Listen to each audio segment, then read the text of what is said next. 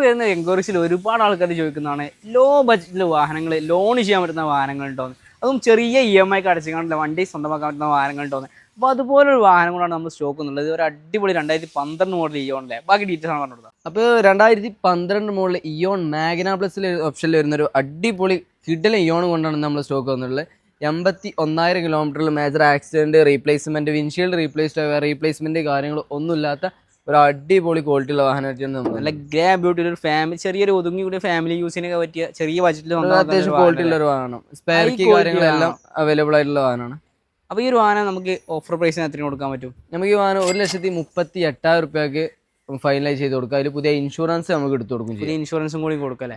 നല്ല ട്രാക്കാണ്, നമുക്ക് full on ചെയ്ത് കൊടുക്കുക. അല്ലാന്നുണ്ടെങ്കിൽ ചെറിയൊരു 5,000-10,000 ചെറിയ ഡൗൺ പേയ്മെന്റിൽ സ്വന്തം വണ്ടി ഇറക്കി കൊണ്ടുപോകാൻ പറ്റിയ ഒരു അടിപൊളി ക്ലീൻ വാഹനം.